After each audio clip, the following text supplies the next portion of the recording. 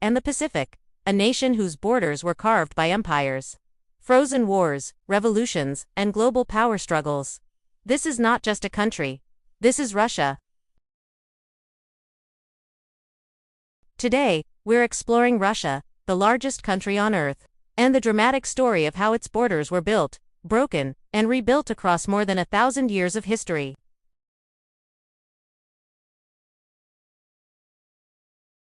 In the 9th century, the Kievan Rus emerged along river trade routes connecting the Baltic to the Black Sea. These early borders were shaped by rivers, forests, and trade rather than walls or armies. But invasions soon changed everything.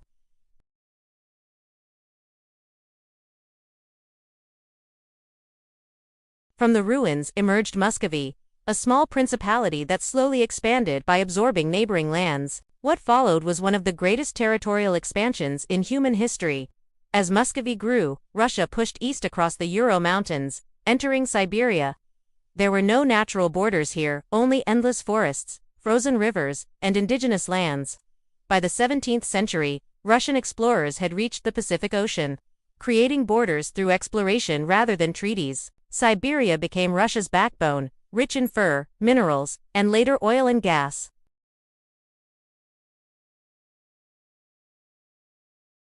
Wars with Poland, Lithuania, Sweden, and the Ottoman Empire defined Russia's European frontier.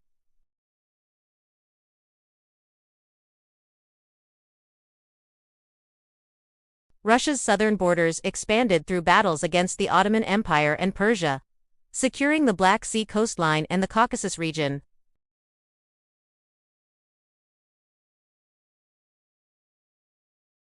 By the 19th century, the Russian Empire bordered more countries than almost any other power on Earth: Norway, Sweden, Germany, Austria-Hungary, the Ottoman Empire, Persia, China, Korea, and Japan. Every border told a different story: diplomacy in Europe, conquest in Central Asia, and rivalry in East Asia. Russia's border with China evolved from conflict to treaties, most notably the Treaty of Nerchinsk and later agreements that defined Siberia's southern edge. These borders remain some of the longest and most stable in the modern world.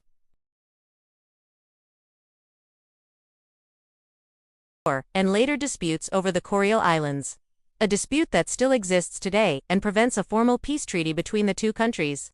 Then came 1917, the Russian Revolution. The empire collapsed, and borders dissolved overnight. From its ruins emerged the Soviet Union, a completely new political entity with internal borders between republics that would later become international borders.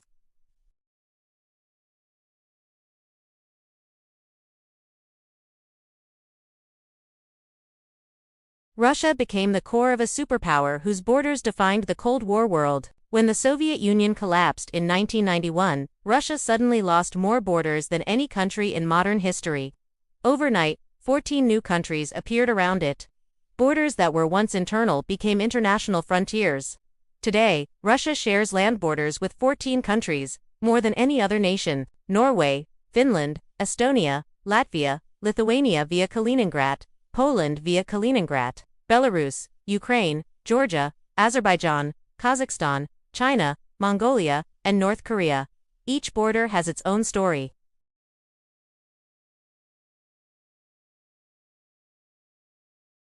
The Kaliningrad exclave, cut off from mainland Russia, represents a strategic legacy of World War II. The Ukraine border is one of the most complex and controversial, rooted in shared history, Soviet-era boundaries, Crimea, and modern geopolitical conflict. In the Caucasus, borders with Georgia and Azerbaijan cut through mountains and ethnic regions, shaped by imperial conquest and post-Soviet tensions. The Kazakhstan border is the longest continuous land border on Earth, a legacy of Soviet internal divisions turned international lines.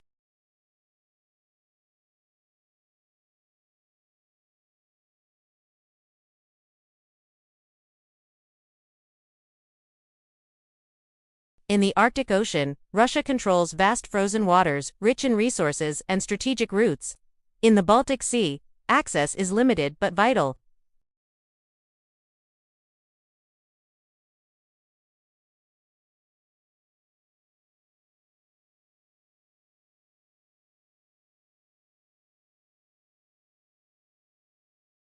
Indigenous peoples, Slavic settlers, nomads, and empires all left their mark.